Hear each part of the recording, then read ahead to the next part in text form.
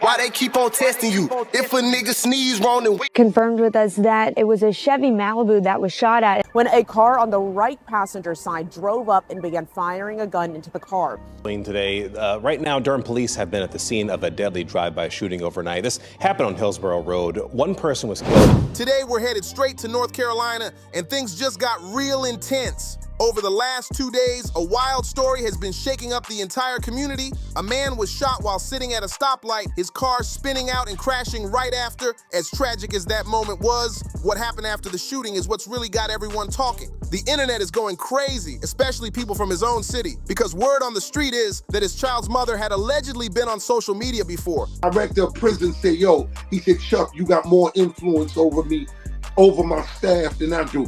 He said, I would never put you on the yard in Carolina. You want to go to the feds? Joking around and hinting that she wanted him gone, people are now pulling out old posts, screen recording everything, and reposting those clips with no chill. Some are saying those jokes hit way too close to home now that he's gone. But it gets deeper. According to Durham police, the victim wasn't just anyone. He was known around the neighborhood as a gang member. And that's how I made it to the feds. But, you know, we did a lot. The first movie we made in Carolina, we just got on the yard. I never forget my little man Erupt. Salute to the Billy Erupt. He'd already been arrested twice, and one of those charges was connected to a previous shooting. He had done his time and had just come home recently, trying to move differently, or so people thought. So now everyone's wondering, was this payback? Was someone out for revenge? This whole situation has layers, and every new detail makes it even messier. He from Jersey City, but these niggas was in Bloods at the time.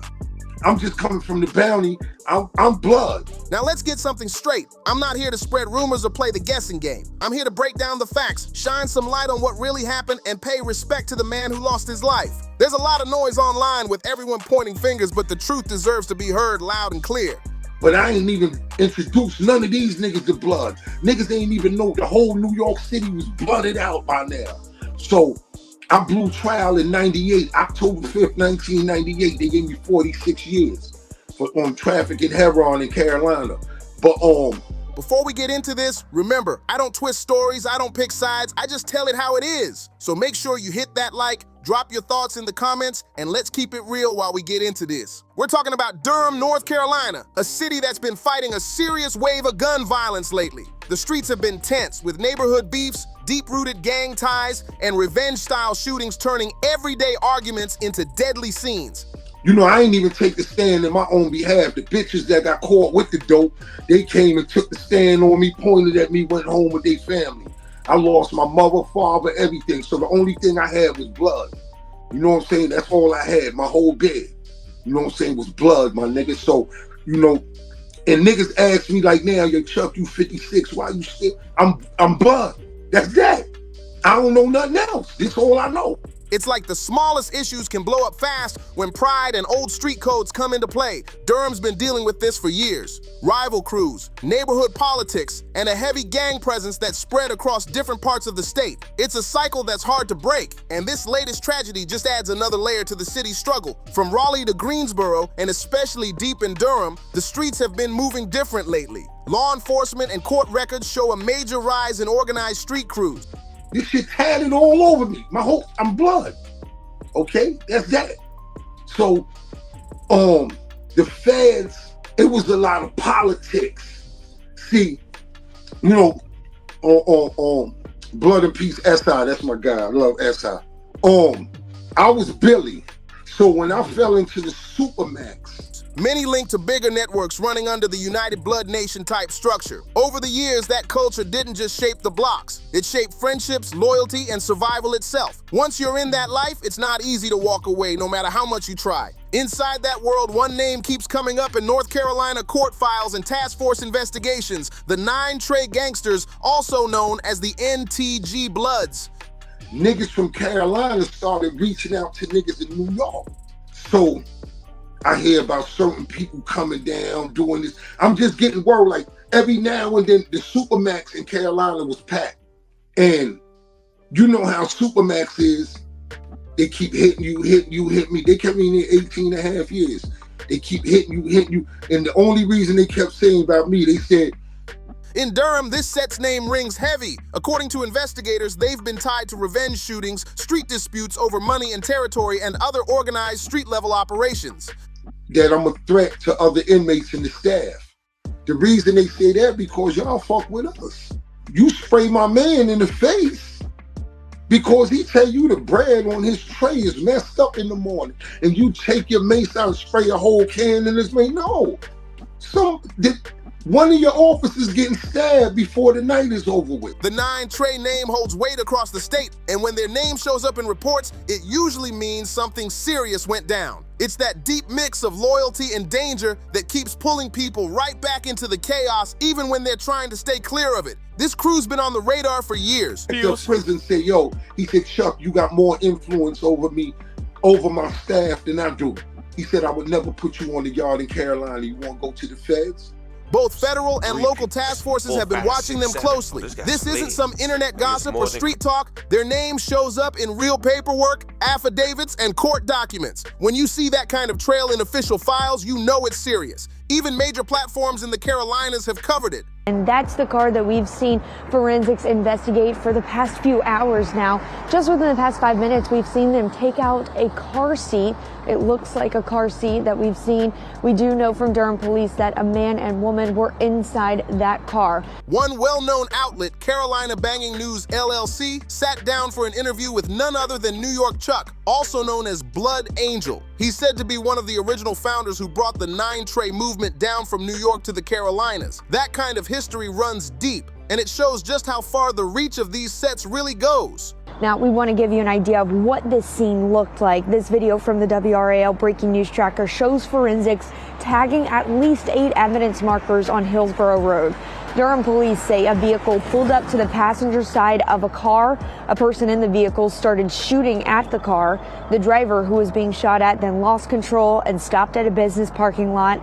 A man in the car died at the hospital. A woman is in the hospital, seriously hurt. Now, before we get into Israel's situation with his child's mother, let's take a step back and look at his past. Back in 2020, special agents from the Raleigh-Durham Safe Streets Task Force were running a major investigation into the 9 Trey gangster bloods in the Durham area. And Israel's name came up more than once. Through cooperating witnesses and earlier cases, agents confirmed that Israel was an active and verified member of the Killer Fields blood set. That alone put him right in the middle of a dangerous circle. Then came June 30th, 2020, a day that left the whole block on edge. Just before 2 p.m., chaos broke out near Angier Avenue. According to police, 2 vehicles pulled up, shots started flying from both sides, and the sound of gunfire echoed through the area. Bullets tore through apartment walls, shattered windows at a nearby fitness center, and even hit parked cars. When officers arrived, they were met with a wild scene, shell casings of different calibers scattered all over the street, and blood right in the middle of the intersection. It was clear this wasn't just random.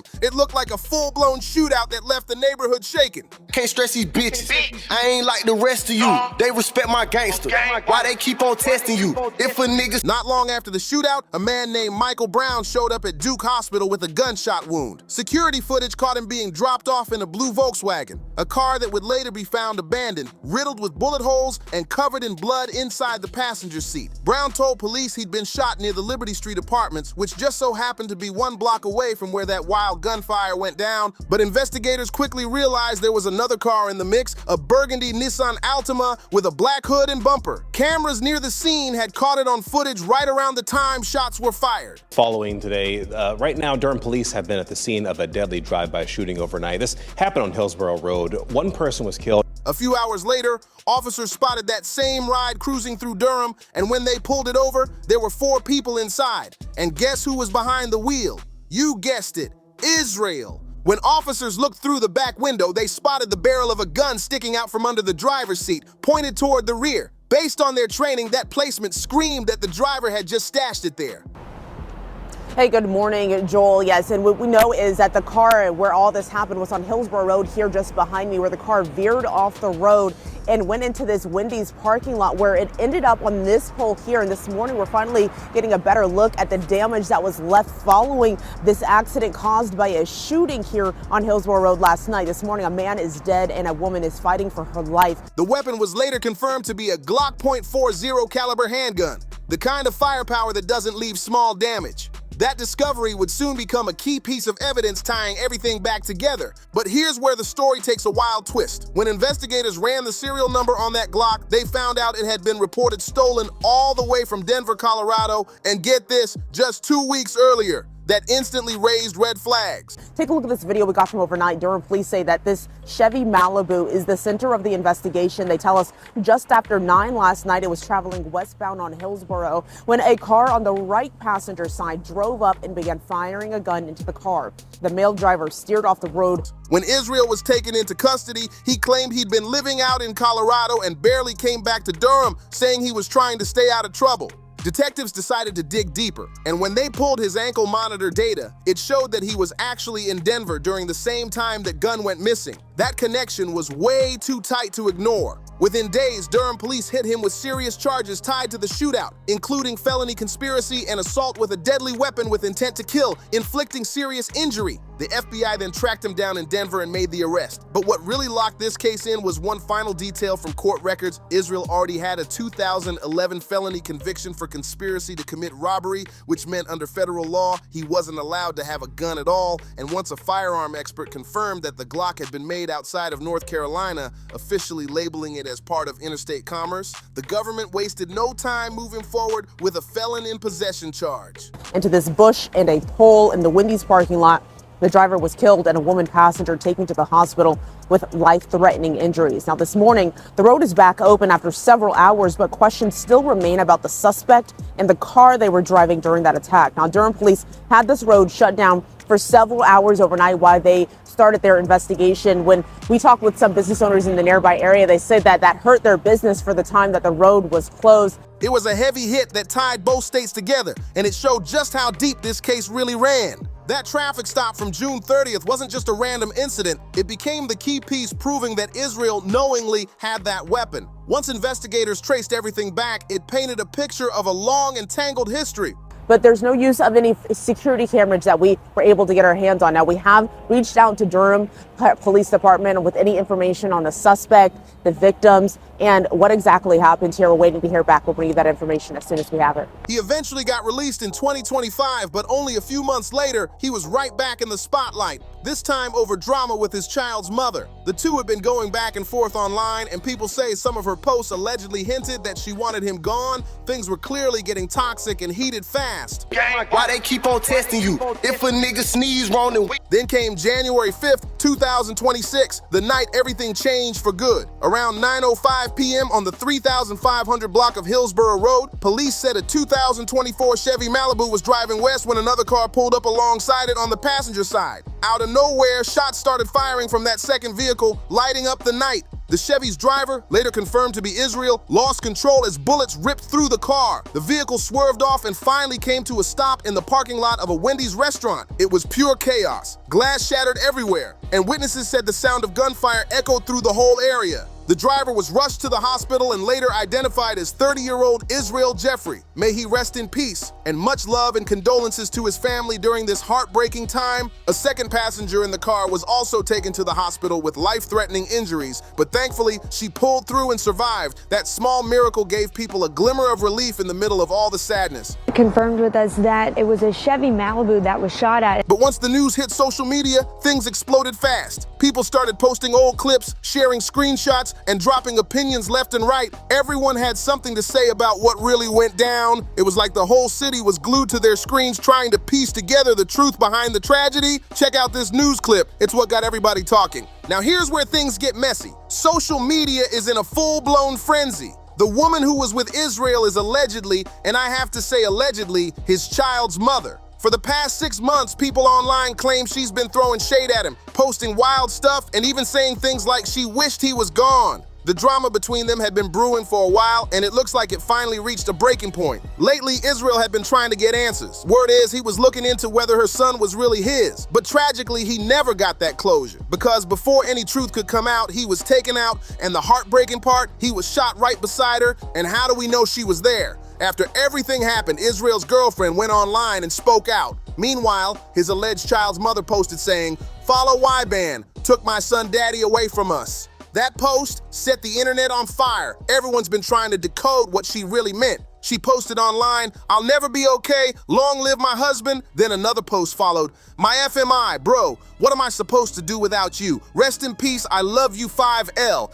Get your rest, baby." The internet went wild after that. People started saying his child's mother was actually in the car with him that night. And judging by those posts, it's hard to believe she wasn't. Some are even hinting that maybe she shared his location before everything went down. And honestly, that theory doesn't sound too far-fetched to some folks. After her emotional messages hit the internet, social media exploded with accusations and screenshots. People were calling her out, digging up old posts, and connecting dots that painted a really dark picture. Among the flood of comments, one message stood out the most, and it came from a woman who said she knew Israel personally. She wrote, "Going through our text, he said this to me so many times. I just wanted to give him that closure. But y'all know me and her don't get along. So if y'all love him like you say you do, give him that closure while he's still here." That message hit hard because it hinted that Israel had been looking for answers for a while, and no one stepped in to help before things turned deadly. The woman continued, "She been subliminal. Stay with me, fam. I'm not even trying to be funny, but when it happened, I felt it. I just knew something was wrong because I saw her as a snake and Red's eyes closing like he couldn't see what she was really doing."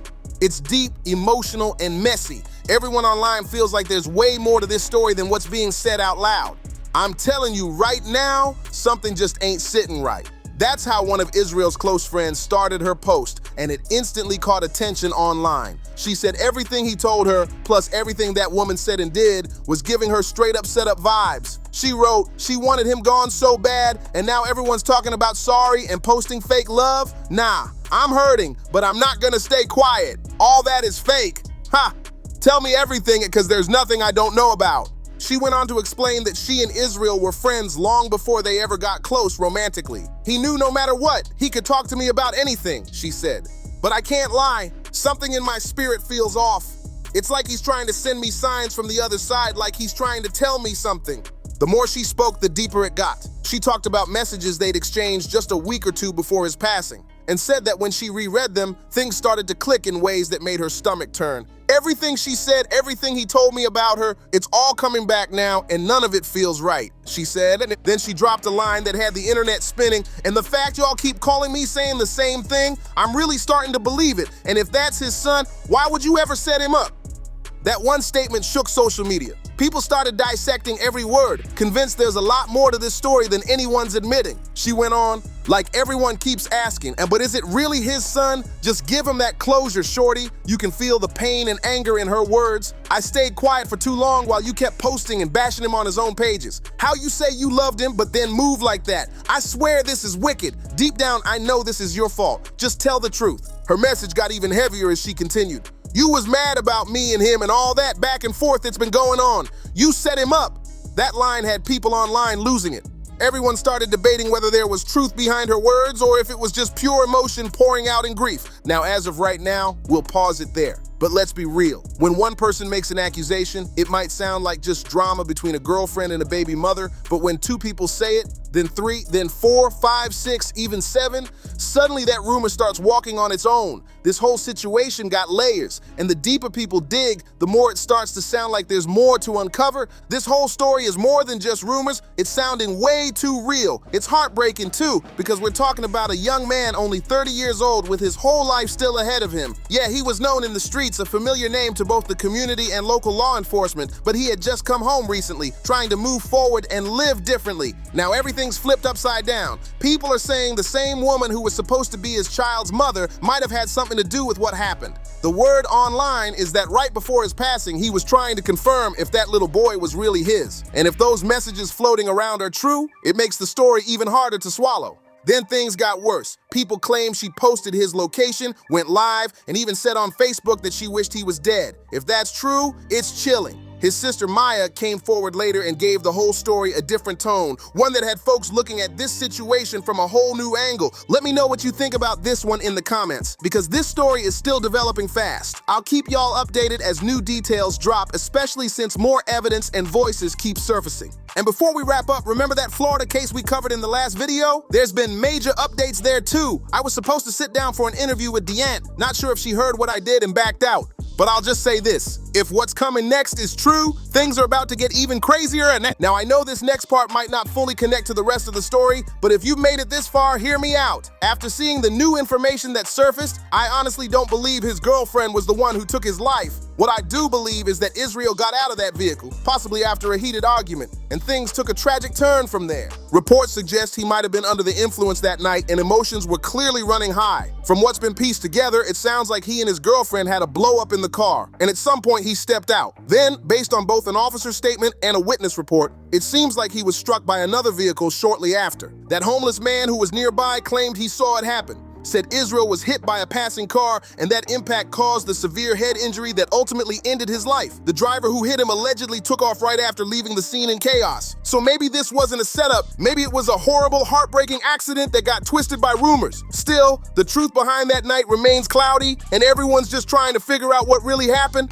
And trust me, as soon as I find out exactly who that person is, I'll be dropping a full update for y'all. Even if I can't get that interview with the aunt, I'm still gonna keep digging until we get the truth out there. You already know once I get more details, you'll be the first to hear it right here. Now it's your turn. Drop your thoughts in the comments and let me know what you really think about everything that went down. Do you believe this was a setup, or do you think it was just a tragic accident that got twisted online? Let's talk about it because the conversation is far from over. And hey, before you dip, don't forget to like, share, and subscribe to the channel. Your support means everything, and it keeps these stories coming. Stay locked in, stay safe, and I'll catch you on the next one.